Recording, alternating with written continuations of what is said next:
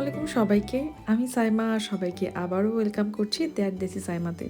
আশা করছি যে যেখান থেকে ভিডিওটি দেখছেন সবাই অনেক বেশি ভালো আছেন।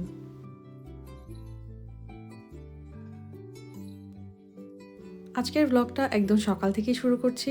ঘুম থেকে উঠে নামাজ পড়ে আমি টুকটাক কিছু কাজ ছিল সেগুলো করে নিচে চলে আসছি কিচেনে। এসেই আগে রাতে যে ডিশওয়াশারে থালা বাসন ধোয়া ছিল তো সেগুলো এখন জায়গা মতো রেখে দেওয়ার পালা। প্রতিদিনের এটা একটা রুটিন থাকে আমার। তো সকালে ঘুম থেকে উঠে এটাই আগে করি কিচেনে আসলে। এতে ডিশওয়াশারটা আবার খালিও হয়ে যায় নতুন করে থালা বাসন রাখার জন্য। তো কাজগুলো অনেক সহজ হয়ে যায় আর কি। ক্যামেরায় তো আসলে সব ধরা সম্ভব না। টুকটাক কিচেনে কিছু কাজ থাকে সেগুলো তো সেরে নিয়ে আর কি ক্যামেরার পিছনের গল্প বলে ওগুলোকে। সব আসলে শেয়ার করা পসিবল হয়ে ওঠে না। তারপর আজকে কিন্তু খুব মজার একটা ব্রেকফাস্ট আমি বানাবো। আমার খুবই পছন্দের, খুবই ইজি। যা আছে বাসায় তা দিয়েই বানাবো, কারণ এটা আমার হুট করে আজকে খেতে ইচ্ছে করছে। তো বাসায় যা ছিল সেগুলো দিয়েই প্রিপারেশন নিব। ভিডিওটা দেখতে থাকেন, আশা রাখি ভালো লাগবে। আমি জানি না কারা আজকে নতুন জয়েন করেছেন, আর যদি আজকে নতুন কেউ আমার ভিডিও দেখে থাকেন আপনাকে আমার চ্যানেলে অনেক ওয়েলকাম। ভিডিওটা ভালো লাগলে প্লিজ আমার ভিডিওটিতে একটি লাইক দিয়ে আমার চ্যানেলটা সাবস্ক্রাইব করতে ভুলবেন না কিন্তু। আর আপনার ফ্রেন্ডস এবং ফ্যামিলি যারা ভিডিও বা ভ্লগ দেখতে পছন্দ করে, ডেইলি ভ্লগসগুলো, তাদেরকে আপনারা চাইলে তাদের সাথে শেয়ার করতে পারেন। আমি অনেক বেশি খুশি হব।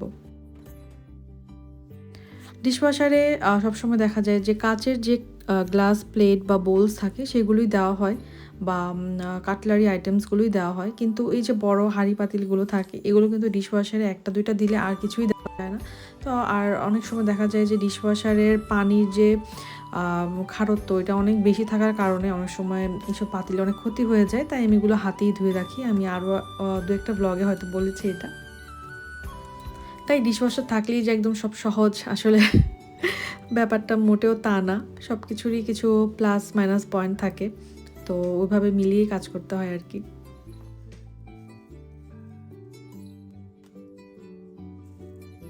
যাই হোক, এখন আমি ব্রেকফাস্টের প্রিপারেশনস করে নিব। ব্রেকফাস্ট বানাতে বানাতে কালকে প্রিপারেশনের জন্য মনে আনন্দও কাজ করছিল, যে আপনাদেরকে তো বলাই হয়নি। ওয়ান ডিশ একটা পার্টির আয়োজন করছি। আমি এখানে নাস্তাটাও রেডি করতে থাকি, আপনারা দেখেন। আর সাথে ওয়ান ডিশ পার্টি নিয়ে কিছু কথাও বলি। আমাদের ব্যস্ত জীবনের মাঝে কাছের মানুষদের সাথে সময় কাটানো পুরো একটা স্বপ্নের মতো দাঁড়িয়েছে। আমাদের তো এখানে ফ্যামিলি মেম্বার্স থাকেন, আমরা যে শহরে থাকি ইংল্যান্ডের। তো টুকটাক আমাদের কিছু বন্ধুবান্ধব হয়েছে, মানে আমার হাজব্যান্ডের কলিগ, তাদের ওয়াইফদের সাথেও খুব ভালো সম্পর্ক আলহামদুলিল্লাহ।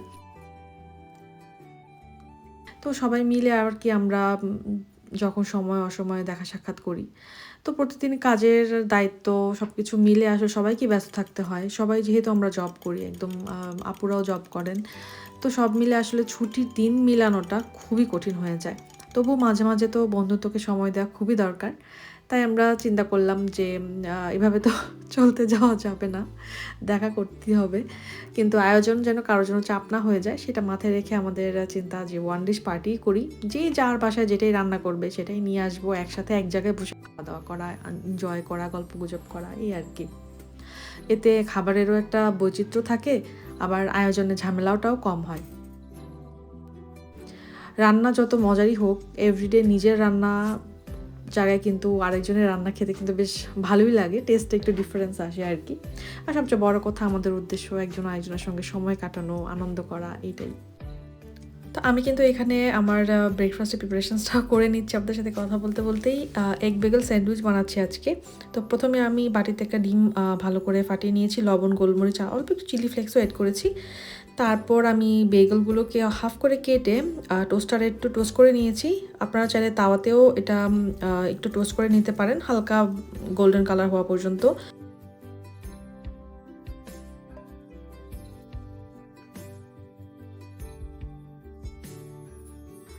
তারপর আমি একটা প্যানে অল্প একটু তেল গরম করে নিয়েছি, চাইলে বাটার ইউজ করা যায়। তারপর আমি ডিমটা প্যানে ঢেলে নিয়ে পাতলা অমলেটের মতো করে ভেজে নিচ্ছি। এতে আমি অল্প 2 টুকরা চিকেন সালামিও দিয়েছি, আর হচ্ছে চেডার চিজ দিয়েছি একটু ভালো ফ্লেভারের জন্য। এগুলো ম্যান্ডেটরি কিছুই না, এখানে আসলে যা পছন্দ চিকেন, বিফ সব কিছু দিয়ে বানানো যায়। তারপর আমি হচ্ছে টোস্ট করা যে বেগেলগুলো ছিল ওগুলোতে আমি অল্প একটু টমেটো সস এবং মেয়োনিজ দিয়ে নিয়েছি। সরি, টমেটো সস না, আমি চিলি সস অ্যাড করেছিলাম, চিলি গার্লিক সস। তো পছন্দ মতো যে কোনো সস অ্যাড করা যায়। তারপর আমি টোস্ট করা বেগেলের নিচের অংশে ডিমের ভাজা যে অমলেটটা সেটা দিয়েছি। তারপর বেগেলের উপর অংশটি দিয়ে ঢেকে তারপর পরিবেশন করছি আর কি। আর সাথে আমি অল্প কিছু সসেজও ভেজেছিলাম। এগুলো আমি এয়ার ফ্রায়ারে ভেজেছি। আগে তো তাওয়াতেই ফ্রাই করতাম, পরে দেখলাম যে এয়ার ফ্রায়ারে খুব ভালো হয়, 8-10 মিনিটের মতো করলেই খুব সুন্দর সিদ্ধ হয়ে যায় সসেজগুলো। আবার অনেক সময় সসেজ কুকড করাও পাওয়া যায়। তো আমারটা মনে হয় হাফ কুক ছিল, তো বেশিক্ষণ লাগে না আর কি। আর নাস্তা করতে করতে আমি কিন্তু চাটাও বসিয়ে দিয়েছিলাম। তো ততক্ষণে চায়ের লিকারটাও তৈরি হয়ে গিয়েছে। এর মধ্যে নাস্তা করার পর টুকটাক যা যা ক্লিনিংয়ের কাজ ছিল সেগুলো এখন করে নিচ্ছি। সকালে নাস্তার পর চা খাওয়াটা আমার সবচেয়ে পছন্দের একটা কাজ। আর এটা আমি একদম ঝামেলাহীনভাবে করতে পছন্দ করি। হাতে এক গাদা থালা বাসন জমা বা অনেকগুলো কাজ হাতে রেখে চা খাচ্ছি, কাজ করছি, এটা আমার দ্বারা কখনোই হয় না। আমি সব কাজ একদম শেষ করে ফ্রি হয়ে তারপরে একদম আরাম করে বসে চা খেতে অনেক পছন্দ করি। আর স্পেশালি সকালবেলার চাটা। বিকেলবেলা চা নিয়েও আমার আসলে এত বেশি ফ্যান্টাসি থাকে না, বাট সকালবেলার চাটা আমার একদম ভালো হওয়া চাই। আর আমার মনে হয় আমার মতো এরকম অনেকেই যে সকালবেলার চা নিয়ে একটা অন্যরকম, মানে সকালবেলা ঘুম থেকেই উঠি মনে হয় যেন আচ্ছা চা খাবো, এরকম চিন্তা করে। যাই হোক, চায়ের প্রতি আবেগ আসলে বাঙালির অন্তরে অন্তরে, এটার সাথে কোনো কিছুর কম্প্রোমাইজ হবে না কোনো দিন। তো এই তো ধোয়া ওঠা 1 কাপ গরম চা, উফ, এটা থাকলে আর কিছুই লাগে না। আর আজকে আমার কোনো অফিসও নাই, একদম আরাম করে ঠান্ডা মাথায় বসে চা খাবো, উফ, ভাবতেই ভালো লাগে, তাই না? চা খাওয়ার পর আমি কিন্তু বসে থাকিনি, অনেক কাজ করেছি। ব্যাকগ্রাউন্ড এগুলো সব কিছু আর শেয়ার করতে পারলাম না আজকে, ভিডিও অনেক বেশি বড় হয়ে যায়। তো আমি ঘরের আমার উইকলি বেসিসে কিছু ক্লিনিং টাস্ক থাকে, সেগুলো আমি করে নিয়েছি, যেমন ঘর দোর পরিষ্কার করা, সোফা ক্লিন করা, তারপর ছোটো ছোটো যা যা কাজ থাকে আর কি। আর ঘরদোর পরিষ্কার করলে না মন টনও ভালো থাকে। আর স্পেশালি আমার ক্ষেত্রে যখন আমার ঘর গোছানো থাকে, পরিষ্কার থাকে, আমার মাথা ঠান্ডা থাকে। তো আমার কাজ করার মোটিভেশন এটাই যে আমার মাথা ঠান্ডা থাকবে যদি ঘরদোর ক্লিন থাকে। আচ্ছা, এই প্রাণ পটেটো চিপস কে কে খান এখনও? আমার তো অসম্ভব প্রিয়। যতই চিপস খেয়েছি যত জায়গার, বাট আমাদের দেশের এই প্রাণ পটেটো চিপসের মতো কোনোটাই লাগে না।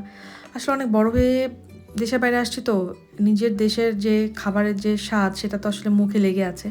ওটা আসলে চেঞ্জ করা সম্ভব না কখনো। আর আমাকে এখন নেক্সট সবগুলো ব্লগে আপনারা দেখবেন যে এরকম অনেক প্যাকেট হয়ে থাকি আমি সবসময়, কারণ বাংলাদেশে ঠান্ডার সাথে এখানে ঠান্ডার কোনো তুলনাই নাই।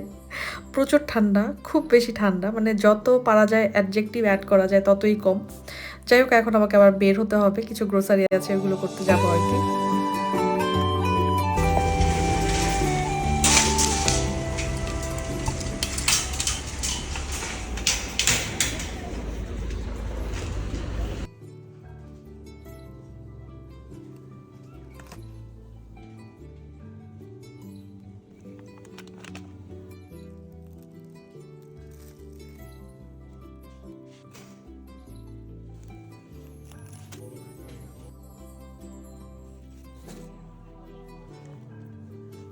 ইংল্যান্ডে আসলে সারা বছরই আম পাওয়া যায়, কিন্তু সবসময় আসলে খুব ভালো বা মিষ্টি হয় না আর কি। তো এবারের আমগুলো খুব ভালো ছিল। আর বাংলাদেশি আমগুলো তো আসলে বাংলাদেশে যখন সামার থাকি ওই সময় আমরা এখানেও অ্যাভেলেবেল পাই আর কি, তাও অত বেশি না। আর সব জায়গায় এখন ক্রিসমাসের ডেকোরেশন খুব সুন্দর করে ওরা স্টোরগুলো সাজায়, বিভিন্ন ধরনের টয়েস কি, তারপর হচ্ছে যে চকলেটস, আরও নানান জাতের গিফট, অনেক সুন্দর লাগে দেখতে। আর এখানে আমি বাটার কিনতে আসছি, বেশ কয়েকদিন ধরে এটা খাচ্ছি, আর ডোর পার্কেটটা তো খাচ্ছি। এবার একটা ডিফারেন্ট ট্রাই করবো, দেখি।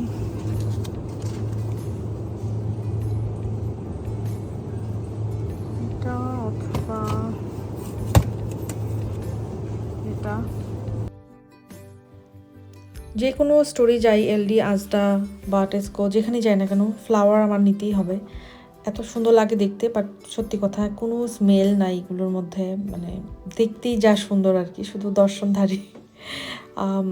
গুণ বিচার করার কিছু নাই এগুলার, কারণ কোনো স্মেলই নেই, কিন্তু দেখতে অসম্ভব সুন্দর লাগে।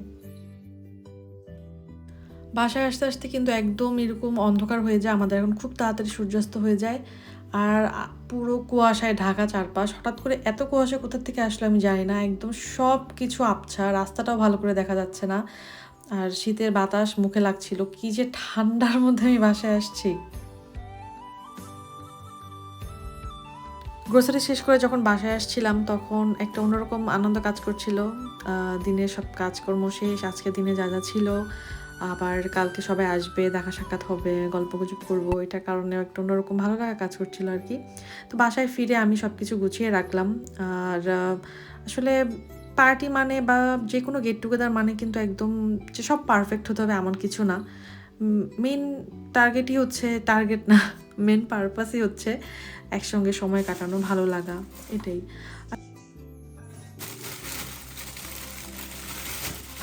হাতে টুকটাক কাজ শেষ করে এখন আমি ডিনারের প্রিপারেশন করবো আর কি। আজকে আর রেসিপি টেসিপি কিছু শেয়ার করছি না। একটা লাউ ছিল আর কি, ওটা বেশি ভালো পড়ে না এবারে লাউটা, তাই সিদ্ধ হতে অনেক সময় লেগেছে। তো অল্প একটু লাউয়ের ডাল করে ফেলেছি ওটা দিয়ে, আর একটুখানি চিংড়ি দিয়ে লাউ করেছি।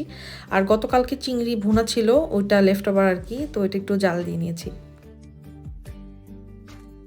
আমার ঝাল ঝাল তরকারি খুবই পছন্দ, মানে আমি প্রচণ্ড ঝাল খেতে পারি, স্পাইসি ফুড লাভার যেটা বলে আর কি। বাট ইদানিং মানে স্বাস্থ্যের কথা চিন্তা করে অত বেশি দেই না। তারপরেও যখন সময় সুযোগ পাই আমি ঝাল দিয়ে মনের মতো করে খাই। রান্নাবান্না নিয়ে আসলে কোনো ভয় নাই, একজনের জন্য হোক, 10 জনের জন্য হোক, বা 50 জনের জন্য হোক, সংসার করতে করতে এগুলো অভ্যাস হয়েই যায়, আমারও হয়ে গিয়েছে আলহামদুলিল্লাহ। বাংলাদেশে আমরা সবাই আসলে বড় পরিসরে আয়োজন করে দাওয়াত দিয়ে অনেক রকমের রান্নাবাড়ি করে খাওয়ানোতে অভ্যস্ত। তো পটলাকেও কিন্তু বা ওয়ান ডিশ পার্টিতেও কিন্তু সেম, বাট একটাই ডিফারেন্স যে একেকজন একেকটা জিনিস রান্না করে নিয়ে আসছে, একজনের উপর বেশি দায়িত্ব পড়ছে না আর কি। তো এটাও কিন্তু বেশ ভালো, মানে মাঝে মাঝে আসলে এরকম চেঞ্জ আনলে না সব কিছুই ভালো লাগে। তো যাই হোক, দেখা যাক কালকে কীরকম যায় দিন, আল্লাহ কীরকম কাটে, আপনাদের সাথে অবশ্যই শেয়ার করবো ইনশাল্লাহ। সব কিছুই থাকবে, কে কী রান্না করে নিয়ে আসলো, আমি কি কি রান্না করব, সব কিছুই প্রিপারেশনস আপনাদের সাথে শেয়ার করব। আর এই তো দিনের কাজ শেষ করে আমার ক্লিনিংয়ের বেসিক রুটিন। আসলে দিনের ক্লান্তি থাকলেও রান্নাঘর পরিষ্কার না করে আমি কখনোই ঘুমাতে যেতে পারি না।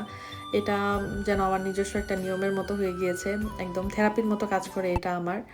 যখন থেকে সংসার শুরু করেছি তখন থেকে আসলে এভাবেই রান্নাঘরের প্রতিটা কোণা গুছিয়ে রাখা, জমানো বাসনগুলো ধুয়ে শুকানোর জন্য জায়গা মতো সাজানো, এগুলো আমাকে অন্যরকম একটা তৃপ্তি দেয়।